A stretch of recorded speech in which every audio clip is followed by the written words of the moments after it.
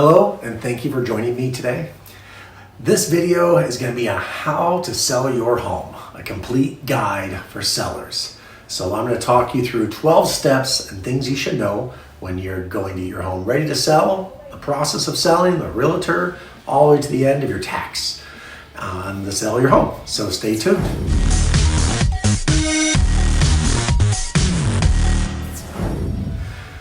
Most home sellers dream of a stress-free sale in which they simply list their house, quickly find a qualified buyer, collect the cash, and hand over the keys. Well, if only it were that simple. In reality, selling a home involves many moving parts. Some that you can control, and some that are out of your hands. It just happens. So, for example, geography might influence how long your house lingers on the market, or how much markup you can get away with, how compared to your neighbors. Where competition is high and inventory is low, odds are you'll sell faster and command a higher price. Conversely, in places where home sales have cooled down, homeowners will likely have to work harder to attract the right buyers. That's your agent's thing. Given the unpredicted growth in the housing market since the coronavirus pandemic, there has been an uptick in pricing and bidding wars and extremely low levels of inventory over the past 2 years. However, the market is expected to settle down a bit as mortgage rates climb and prices begin to stabilize. This is what we're hoping. I'm not sure if it's going to happen in Orange County as much, but I think the market has to level some. So you'll want to be prepared as a seller and control the factors that could have a big impact on your bottom line. Things like hiring a great real estate agent like myself and maximizing your home's online appeal can translate into more seamless closings and more money in the bank. That's what we all want, right? So here are 12 steps to take to sell your home in 2022. All right? Hire an agent who knows the market, like myself. Set a timeline for selling your home. Get a pre-sale home inspection. Don't waste money on needless upgrades. Get professional photos. Put your house on the market already. Set a realistic price. Review, negotiate the offers. Anticipate seller closing costs. Weigh the tax implications. Gather necessary paperwork to close, and considering hiring a real estate attorney. In California, we don't necessarily need a real estate attorney at the end of closing, but you may want your attorney there just to make sure everything is okay. So let's get to it. So as I mentioned earlier, hire an agent who knows the market. Okay? The internet makes it simple to delve into real estate agents' sales history and professional designations, so you can choose the right person to work with. Look up agents' online profiles to learn how long they've been in the industry. I don't know, how many sales they've done, and what designations they may have earned. Pay attention to how and where they market their listings, and whether or not they use professional photos. Photos are very important, okay? If the shots your home, this is the first impression these people are going to get is when they're flipping through a Zillow or through the ads they received. If those photos aren't nice, if it's taken with an iPhone, it's not going to be the ones they pick. And there are studies on that. So some homeowners might be tempted to save on paying a commission and instead sell their home themselves without an agent. That's your choice. This is known as for sale by owner, or a FSBO in the industry. The amount sellers stand to save on those fees can be thousands of dollars, usually 5 to 6% of the total sale price. However, an experienced agent does a lot to earn their fee. For example, they can expose your house to the broadest audience and negotiate on your behalf to garner the best offers possible. If you go it alone, you'll have to personally manage preparing your home, marketing it, reviewing buyers' offers, and handling all negotiations and closing details. You know, that's a lot of work. It may not sound like a lot, but it really is. When working with an agent and negotiating a commission, keep this in mind. Real estate fees have fallen to all-time lows. So you might be able to get a break at the closing table. You know, it's true. But my theory has always been this. If the agent isn't going to fight for his commission, his living, how he supports his family or her family, how hard is he going to fight for your money at the negotiation table? So always take that in consideration when you're looking for that discount agent or you're just going by price. If, let's say, there is 6% on the table, that's 3 points that are going to go to that buyer's agent and 3 that are going to seller's agent.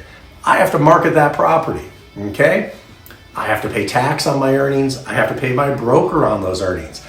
I have to support my family. If I start taking away from that, I can't not pay the tax man, I can't not pay the broker, and I need to feed the family. So what happens is I start to cut back on costs of photography, marketing, who it gets exposed to. So taking the cheapest offer doesn't always save you the most amount of money because your home doesn't get exposed to the most amount of people.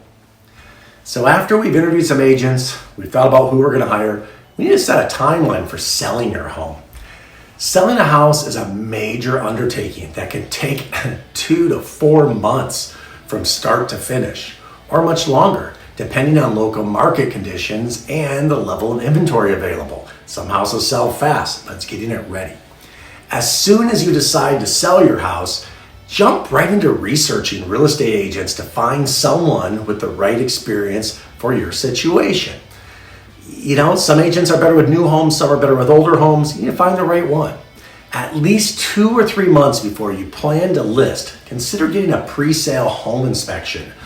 Okay, we're going to talk more about that a little bit later. But to identify any problem areas, especially structural or mechanical issues that might need addressing to facilitate a sale, leave enough time to schedule necessary repairs. We need to get someone out, a contractor, to fix those things if there are problems. About a month before listing your house, start working on staging and deep cleaning in preparation for taking photos. Touch up paints, scrub the floors, get everything nice and shiny. Here's a checklist of things to do before listing your home. So we need to research and interview real estate agents, declutter, perhaps moving excess items to a storage unit. That's easy. Get an optional home inspection to identify any issues. Schedule repairs if needed. Deep clean, stage the house, and have a professional photos taken. Again, very important to get those photos taken, and your agent can help you with all of this. Okay, back to getting a pre-sale home inspection. I personally believe this is very important. A pre-sale home inspection is optional, but it can be a wise upfront investment. A detailed inspection report can identify any structural or mechanical problems before you list your home for sale. It may cost a few $100s, but it will alert you in advance of issues that the buyer will likely flag when they do their own inspection later in the process. This is important. We can fix them now. By being a few steps ahead of the buyer, sellers might be able to speed up the selling process by doing repairs in tandem with other home prep work. This means by the time the house hits the market, it should be ready to sell drama-free and quickly. All right. Another thing is when you get that pre-inspection, you can decide at that time what you're going to fix and what you're not going to fix.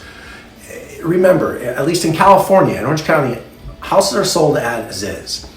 But once the person puts an offer on that house, then they have an inspection. All right. They were putting an offer in on the house at what they could see. And if all looks great, that's what that number is. But then a lot of them want to come back after inspection and try and renegotiate the price if there's anything wrong with the home. By doing that pre-inspection, you can choose to fix some things. You may choose not to fix anything. But when we list that home, we hand them that pre-inspection and we let them know, make your offer based on this inspection. We are not going back to negotiation because you don't like that a faceplate is cracked in a light switch. So we've gotten our repair list. We know we want to fix what we don't, but don't waste money on needless upgrades. If you're going to spend money on costly upgrades, make sure that the changes you make have a high return on investment. Okay? It doesn't make sense to install new granite countertops, for example, if you only stand to break even or even lose money on them.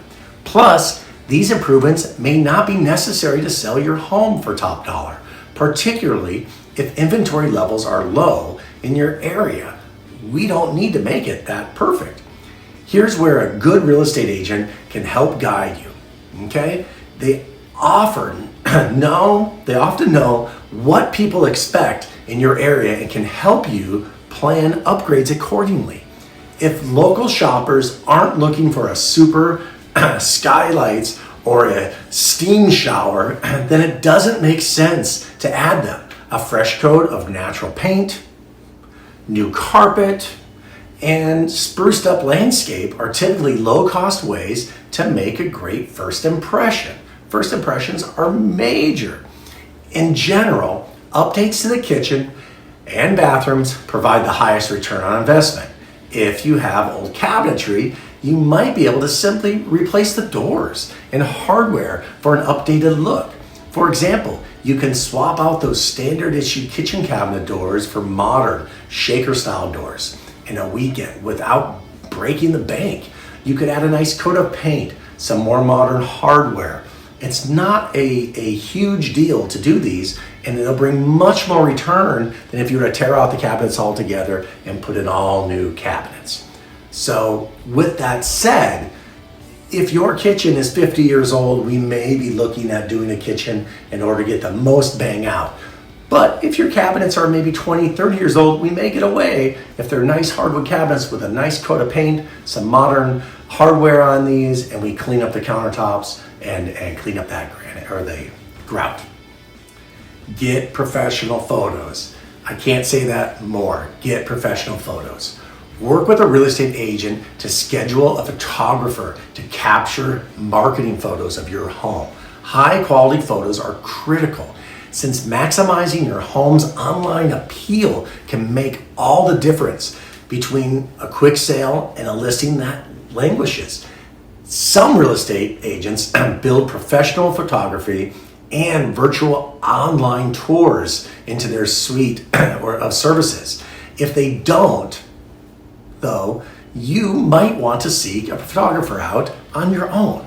The fee for a professional photographer will vary based on the size of your home, its location, and how long it takes to shoot the property. But the costs aren't that high compared to the returns you're going to get. A professional photographer with a strong portfolio knows how to make rooms appear bigger, brighter, and more attractive. The same goes for your lawn and outdoor areas. Dimly lit online photos can turn off home buyers before they even have a chance to read about the lovely bike path nearby or the new roof you just installed. So, well-taken photos can really pay off. So many times I open up a listing and it's taken with someone's phone or their regular old camera, a little point and shoot. They're not using a nice wide angle lens that allows the light to come in and capture. Professional photographers can digitally put in a fire. They can tint the shade of the sunset. They can do a night and day photo depending on any time of the day. These are very important and people want to see them. So for sure, no questions asked. Make sure when you're hired an agent, you're gonna get an agent with a professional photographer. Again, dating back to discount agents, if they're gonna discount, they have to save money somewhere. And one of the first is they use their old phone, and that's the best number one shot when they throw it online that your buyers are gonna see. And again, you get what you pay for. Finally, we're ready to put your house on the market. Whew, we're ready. Here are tips to get your home market ready and attract buyers for a speedy sale. That's what's important, days on market. Focus on the home's online appeal, photos. You've probably heard of curb appeal, but professionals say online appeal is now even more important. Your home's first showing is online, all right? That is where we're gonna grab them. We're gonna grab them online, we're gonna drive them to that house, and then number 2 is that curb appeal. Stage it and keep it clean for showings. Real estate agents will often suggest that sellers stage their homes. Staging a home simply means removing excess furniture, personal belongings, and unsightly items from the home while it's on the market and arranging rooms for the optimal flow and purpose. If you are in a slower market and you are selling a luxury home, investing in a professional stager could help you stand out. Very important. Nationally, professional home staging costs an average of around $1,200 according to the Home Advisor, but prices can range between about $500 and $2,000. In Orange County, it could be much higher than that. Let someone else show the house. Make yourself scarce. When a potential buyer comes to view your home, let them imagine themselves in the space, free from the distraction of meeting and talking to you. Generally, buyers are accompanied by their own real estate agent to view the home. You can also ask your own agent to be present at showings. Okay? We don't mind. We'll be there. We want to be there to tell them about that house. Seeing the current homeowners lurking can cause buyers to be hesitant to express their opinions. Okay? They feel like someone's judging me and they don't want to sound rude. Okay? It could keep them from really considering your home as an option. Why? Because the whole time they're more focused on you, the seller, being there and not focusing on the house. I personally show all my listings. It's important for me to show all my listings. I know that home so much better than the agent that's working with just buyers. And if that agent is worth their grain of salt, they will sit back, they will let me tour the house, express it, and they will just throw in the highlights that they know what's important to their buyers, okay?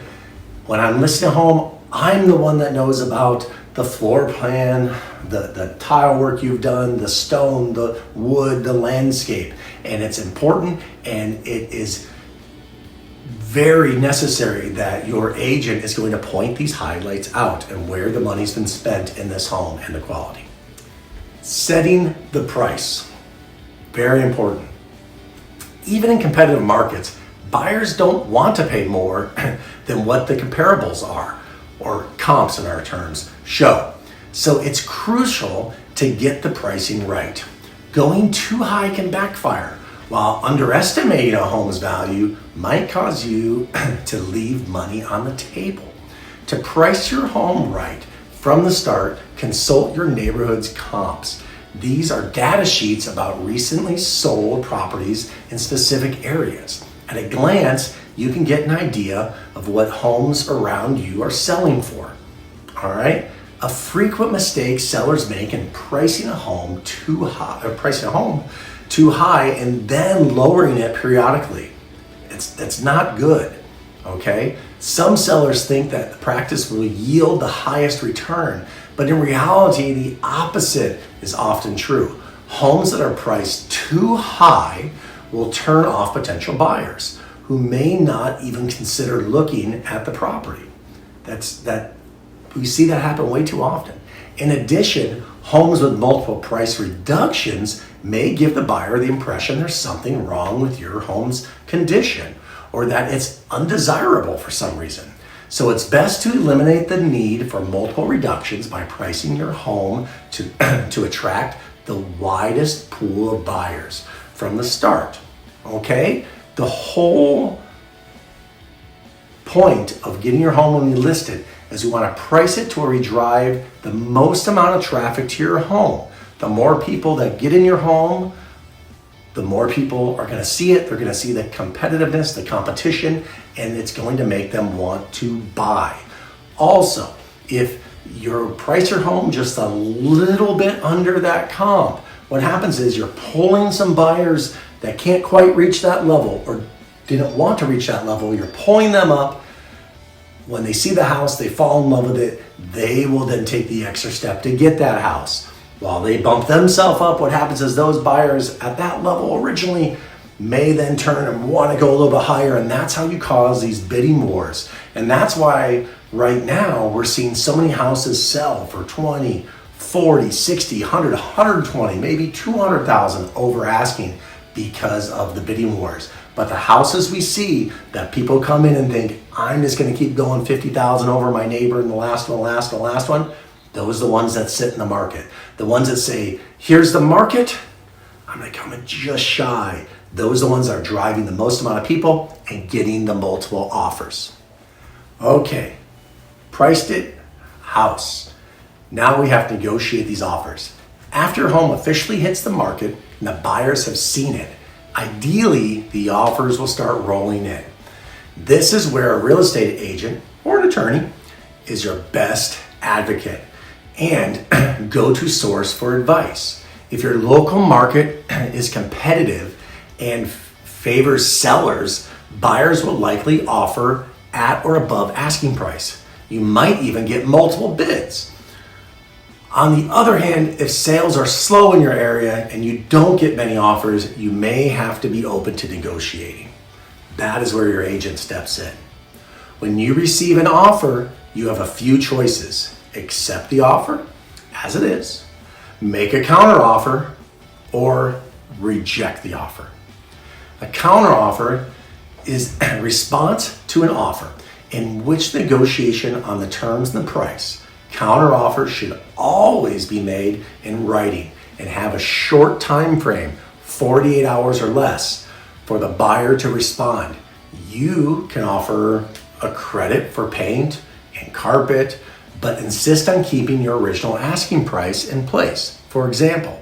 Or you might offer to leave behind certain appliances to sweeten the deal.